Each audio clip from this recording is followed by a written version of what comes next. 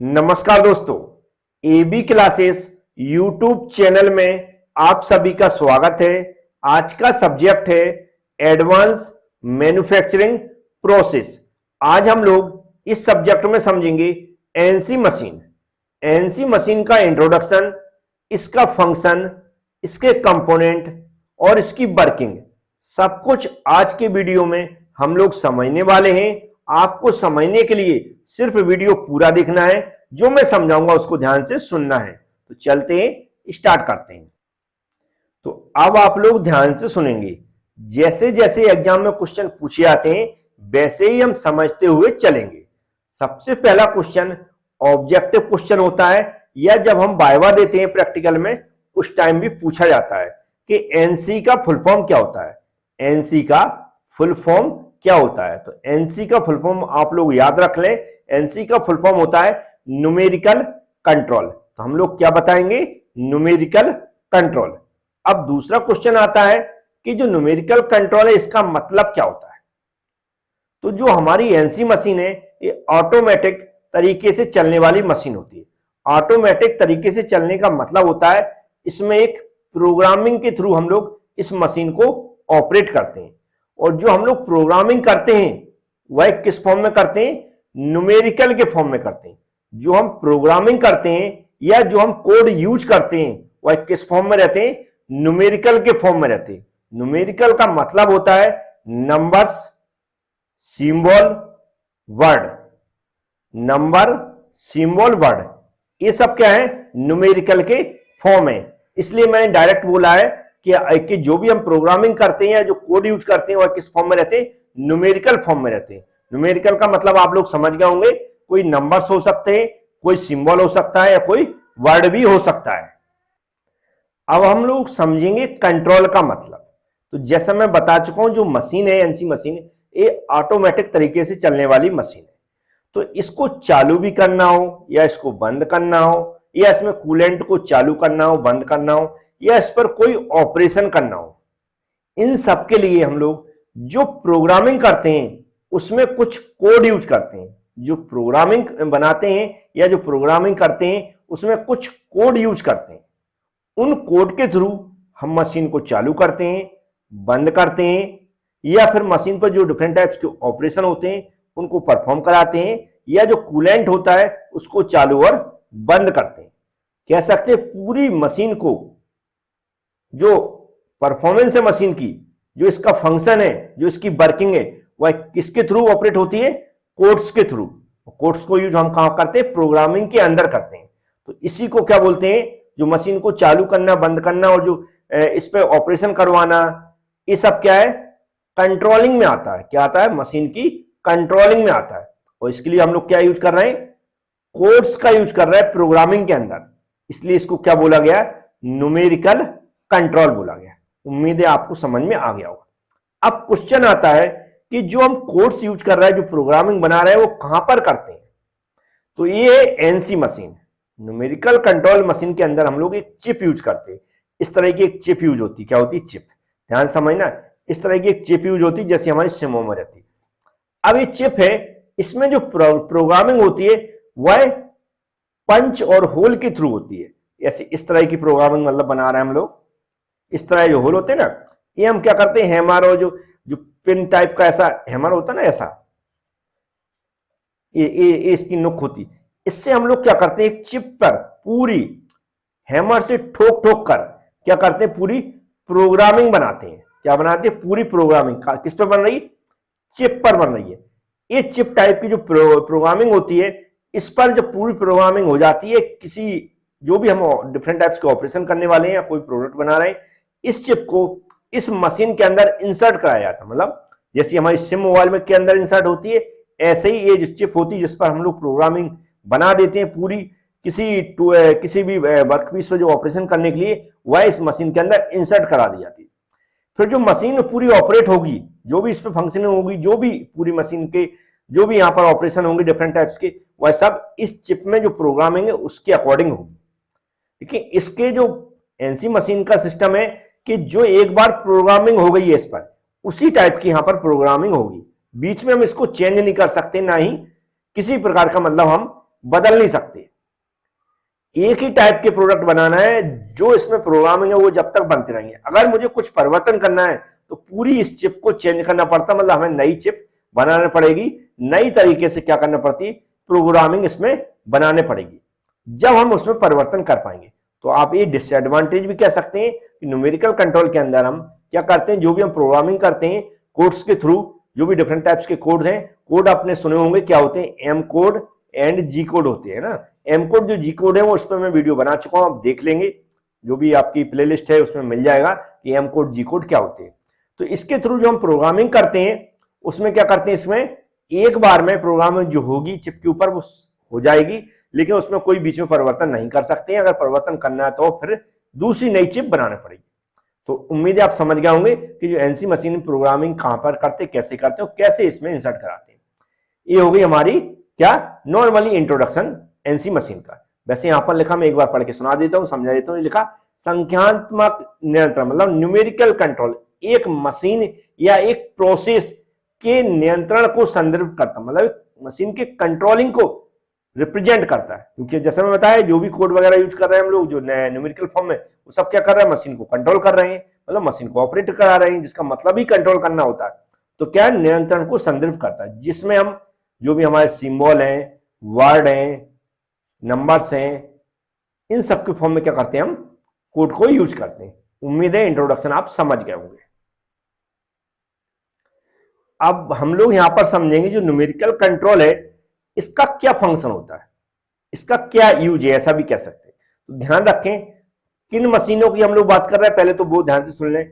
जो हमारी lathe machine है, ड्रिलिंग मशीन है, बोरिंग मशीन है, मिलिंग मशीन है, इन पे हम लोग डिफरेंट टाइप्स के ऑपरेशन करते हैं, चाहे वो किसी में छेद करना हो, थ्रेडिंग करना हो, टर्निंग करना हो, बोरिंग करना हो, कटिंग करना हो, या कोई अदर भी ऑपरेशन हो सकते हैं। जो इन मशीनों पे सभी पे हम लोग मैनुअली तरीके से ऑपरेशन करते थे, वो हम लोग ऑटोमेटिक तरीके से भी कर सकते हैं।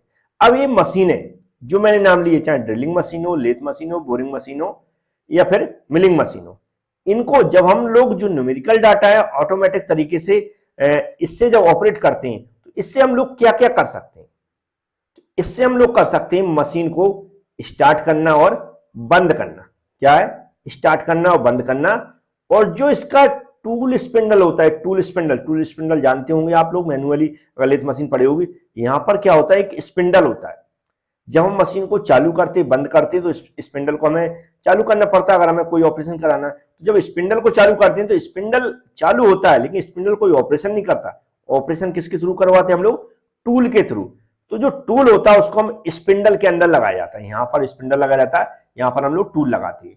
तो स्पिंडल में क्या किया हमने, टूल को अटैच किया, तो स्पिंडल घूमेगा तो उसके साथ टूल भी घूमता है, इसलिए इसको पूरा क्या बोल दिया गया, टूल स्पिंडल। तो जो टूल स्पिंडल है, या जो स्पिंडल भी खाली बोल दो तो भी चलेगा, उसको चालू करना बंद करना एक किसका काम है, न्यूमेरिकल कंट्रोल का काम है, या एनसी मशीन उसको ऐसा भी बोलते हैं, न्यूमेरिकल कंट्रोल बोल दो तो भी चलेगा।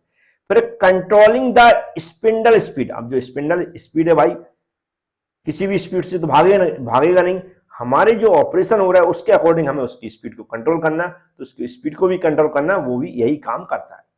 फिर positioning the tool at the desired location and guiding it along the desired path by the automatic control of the motion of the slide.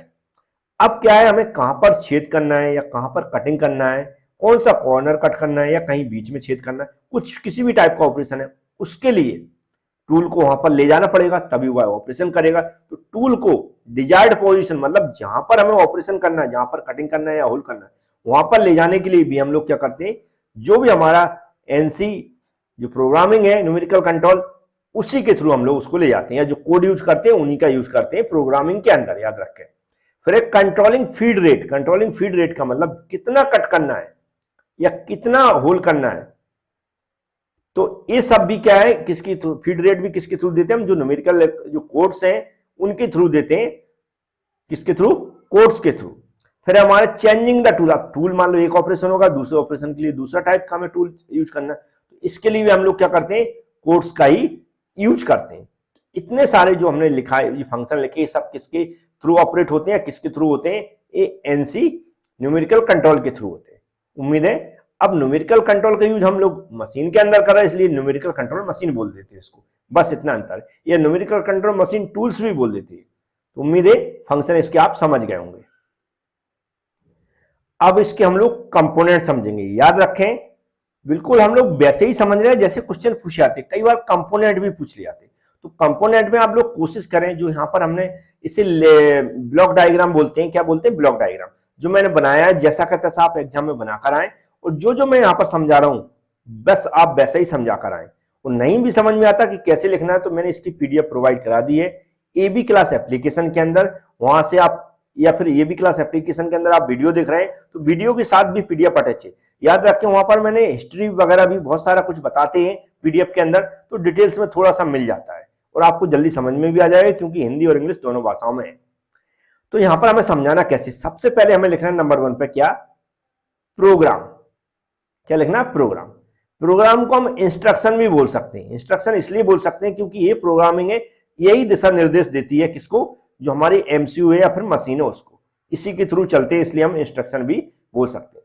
Programming में क्या होता है कि हमें जिस टाइप के ऑपरेशन करना है, मशीन को जिस तरह चलाना है, कब इसको बंद करना है, कब चालू करना है, कब कूलेंट चालू करना है, कब बंद करना है, किस टाइप का ऑपरेशन करना है, किस तरफ टूल को ले जाना है, कितना अंदर उसको होल करना है, जिस भी टाइप का ऑपरेशन, इस सब कुछ हम क्या करते हैं, कोड के थ्रू, जो कोड्स होते हैं एम और जी कोड होते हैं, इनके थ्रू जो इसकी XYZ एक्सेस होती है, उन सबको मिलाकर एक प्रोग्रामिंग तैयार की जाती है अकॉर्डिंग टू किस किस तरह हमें ऑपरेशन करना है।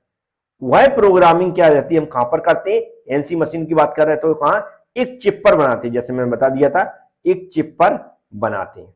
ऐसी चिप रहती है और इस पर मैंने ऐसे डॉट डॉट के पंच में जो डॉट रहते हैं ना, डॉट डॉट या होल या डॉट कह सकते हैं, इनके रूप में ऐसी प्रोग्रामिंग पूरी बना देते हैं। जैसा मैं स्टार्टिंग में बता चुका हूं, इसमें एक बार जो प्रोग्राम हो गई वो चेंज नहीं हो सकती, फिर सीधी के सीधे हमें जो चिप है उसी को चेंज करना पड़ेगा, मतलब दूसरी प्रोग्रामिंग नई बनाना पड़ेगी नई चिप में। तो ये क्या हो गई हमारी, सबसे पहले प्रोग्रामिंग कर ली। फिर इसका जो मेन भाग है, सबसे मेन भाग जो कहते हैं पूरा दिमाग, वो क्या है, एमसीयू। अब एमसीयू का कई बार फुल फॉर्म पूछ लिया जाता है, तो इसका फुल फॉर्म होता है मशीन कंट्रोल यूनिट। याद रखें, कई बार ऑब्जेक्टिव क्वेश्चन में या वाइवा क्वेश्चन में पूछ लिया जाता है कि एमसीयू का फुल फॉर्म क्या होता है, तो इसका फुल फॉर्म होता है मशीन कंट्रोल यूनिट। ये इसका पूरा दिमाग है, ऐसा कह सकते हैं कि सब कुछ मशीन के अंदर जो भी फंक्शनिंग होने, या जो यहाँ पर चिप मैंने लगाई है उसको रीड करना, उसको पढ़ना, वो कौन काम करता है, एमसीयू करता है।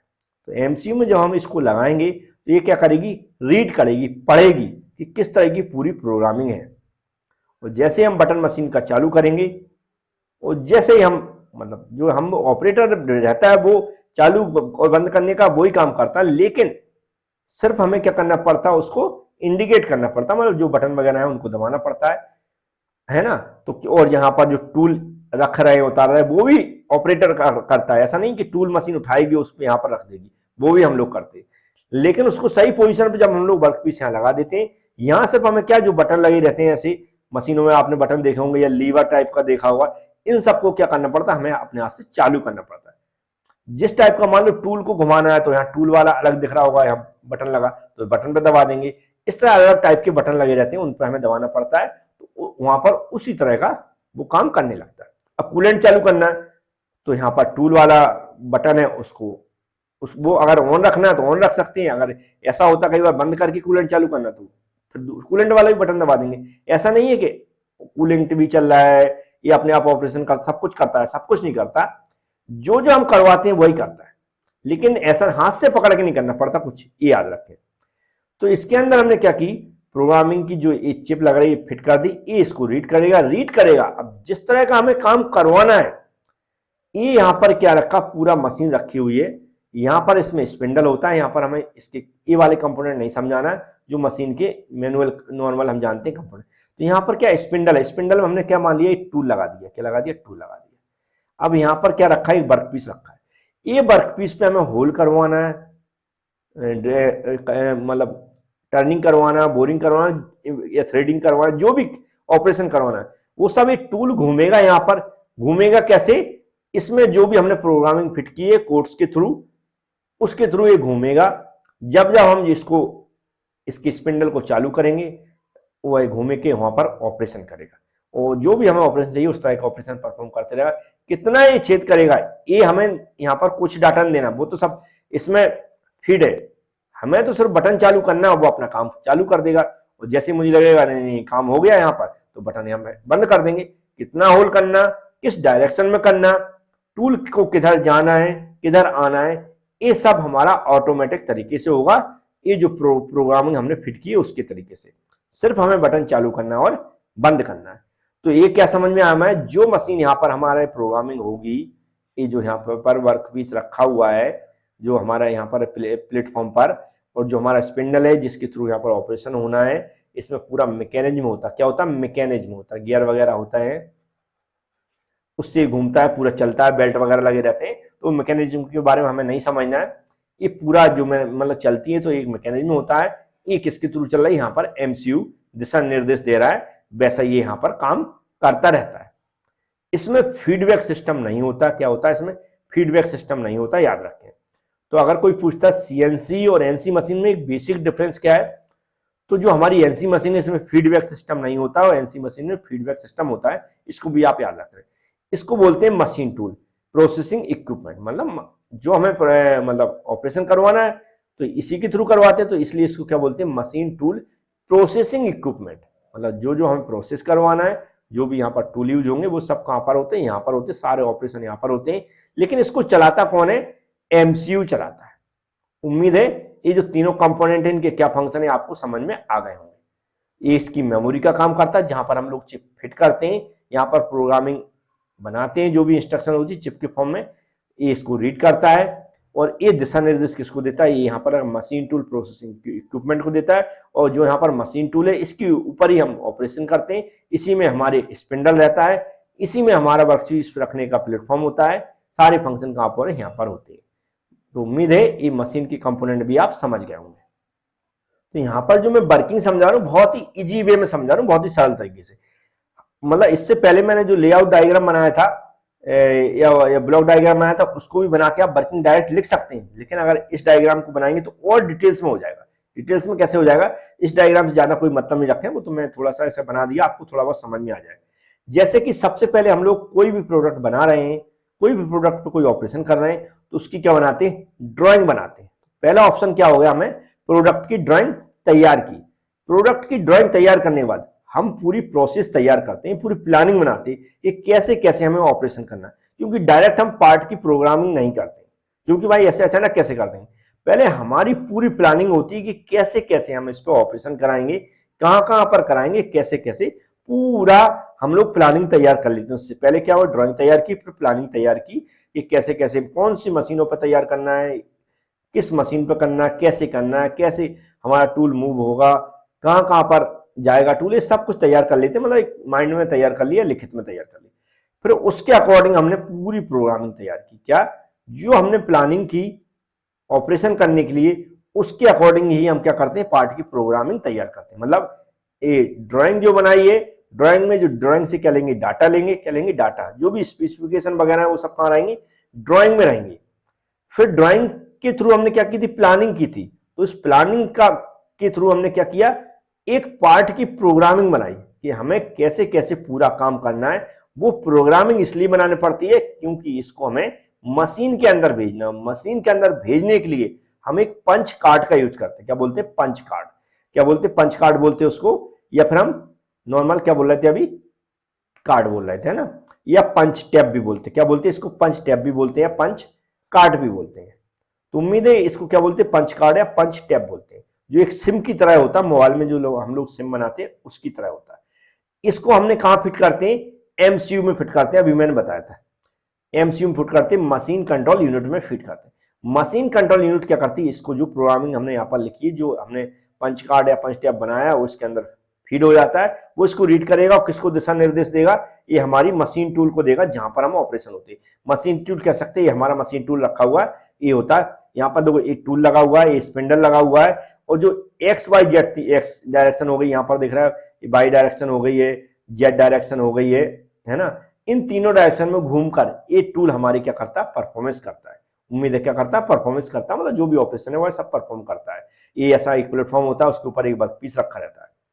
फिर जब भी हमारे सारे ऑपरेशन हो जाते हैं फिर हमारा फिनिश्ड प्रोडक्ट निकलता है बाहर। ये इस तरह हमारी क्या होती है, वर्क करती है। इसके एडवांटेज डिसएडवांटेज एप्लीकेशन थोड़े से मैंने पीडीएफ वगैरह में प्रोवाइड करा दिए, क्योंकि अब जब मैंने इतना सब कुछ समझा दिया तो बहुत कुछ आपको समझ में आ गया होगा। इसका एक डिसएडवांटेज बेसिक है जो आप किसी को बता सकते हैं कि इसमें जो प्रोग्रामिंग हम लोग करते हैं उसमें बीच में हम एडिट नहीं कर सकते। एक बार प्रोग्रामिंग फाइनल हो गई और पंच कार्ड इंसर्ट करा दिया है तो फिर उसी तरह ये काम करेगा। है न्यूमेरिकल अगर कोई बोलता सीएनसी मशीन में हम बीच बीच में चेंज कर सकते हैं, क्योंकि वो कंप्यूटर में होती है तो उसको कभी परिवर्तन कर सकते हैं, लेकिन इसमें हम प्रोग्रामिंग को चेंज नहीं कर सकते। अगर चेंज करेंगे तो पूरा का पूरा कार्ड चेंज होगा, पूरी प्रोग्रामिंग चेंज होगी। एक जैसे जब हमें बहुत सारे प्रोडक्ट बनाना हो तो हम इसमें पंच का यूज कर सकते हैं, तो उससे क्या है एक जैसे प्रोडक्ट बनते जाते हैं। लेकिन अगर उसकी स्पेसिफिकेशन में परिवर्तन हो रहा तो हमें कार्ड को फिर से चेंज करना पड़ेगा। उम्मीद है ये भी आप समझ गए होंगे। और भी नॉर्मल अगर कोई एडवांटेज पूछता है तो नॉर्मली आप बता देंगे इसमें जो ह्यूमन एरर होती है, मतलब जब कोई आदमी इसको चलाता था मैनुअली तो उससे कहीं ना कहीं ऑपरेशन में उतनी अच्छी एक्यूरेसी नहीं आती थी, लेकिन इस ऑटोमेटिक तरीके से एक्यूरेसी अच्छी आती है, मतलब सही होल होगा, करेक्ट साइज का होगा और भी ऑपरेशन है तो सही होंगे। तो ये होगी हमारी क्या। इसके अलावा जो समय लगता था वो मैनुअली में ज्यादा लगता था, इसमें कम समय लगेगा, है हाई प्रिसीजन होगा, मतलब जो एक्यूरेसी अच्छी होगी, है ना, टाइम रिड्यूस होगा। और जो वेस्टेज है स्क्रैप बोलते हैं जो हमारे छीलन के रूप में आता है, चिप्स के रूप में निकलता है, वह भी कम से कम आता है। तो ऐसे बहुत सारे एडवांटेज हैं जो आप पढ़कर भी समझ जाएंगे पीडीएफ के अंदर। Thank you friends.